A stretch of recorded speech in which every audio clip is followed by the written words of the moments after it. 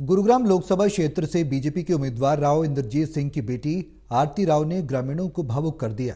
आरती राव ने कहा कि परिवार में आई हूं, बेटी हूं, इसलिए वोट नहीं, अपना हक मांगूंगी।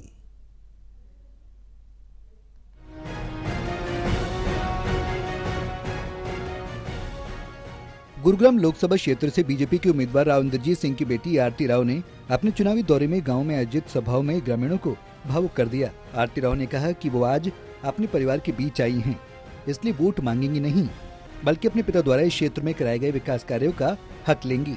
गुरदास माजरा गांव ने पिछली बार के चुनाव में 85% मत उनके पिता के पक्ष में डाले थे, लेकिन इस बार 90% से अधिक चाहिए ताकि पूरे हरियाणा में राव की जीत का एक रिकॉर्ड बन सके। और मैं आप सबके बीच आई हूँ क्योंकि भारतीय जनता पार्टी ने तीसरी बार राव इंद्रजीत सिंह जी को गुरुग्राम लोकसभा क्षेत्र का उम्मीदवार बनाया है। मैं आपका कीमती वोट आपसे मांगने आई हूँ। मैं ये बोलूंगी कि सबसे पहले जब ईमानदारी की बात आती है सामने, तो सबसे पहला नाम जो आता है हरियाणा में वो राव इंद्रजीत सिंह जी का ही है।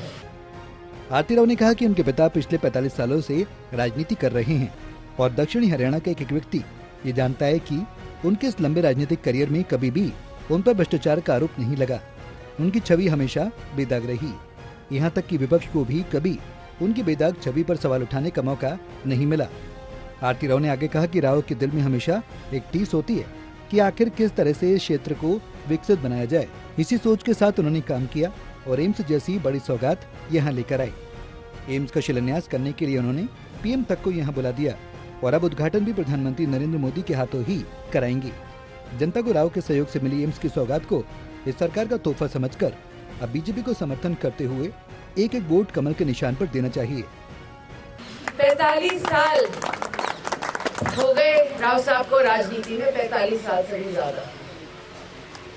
और ये बहुत फख्र की बात है हम हरियाणवियों के लिए, हम दक्षिण हरियाणवियों के लिए, कि हमारा नेता बिल्कुल बेदाग है, साफ छवि वाला है। आपके लिए वोट मांगूंगी तो राव साहब ने मेरे को सीधी बोली, देख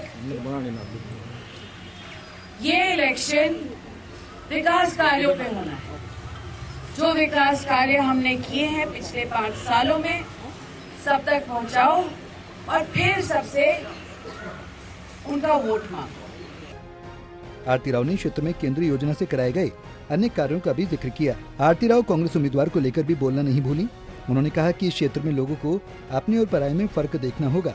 राव अपने हैं, अपनी जमीन के हैं, लेकिन कांग्रेस प्रत्याशी का कोई ठोर ठिकाना नहीं है। बहरहाल गुरुग्राम लोकसभा सीट से बीजेपी ने राव इंद्रजीत सिंह को, तो वहीं कांग्रेस ने राज बब्बर को टिकट देकर मैदान में उतारा। राव इंद्रजीत सिंह की बेटी आरती राव ने ग्रामीणों से अपील की है कि इस बार 90% से ज्यादा वोट चाहिए ताकि पूरे हरियाणा में राव की जीत का एक नया रिकॉर्ड बन सके।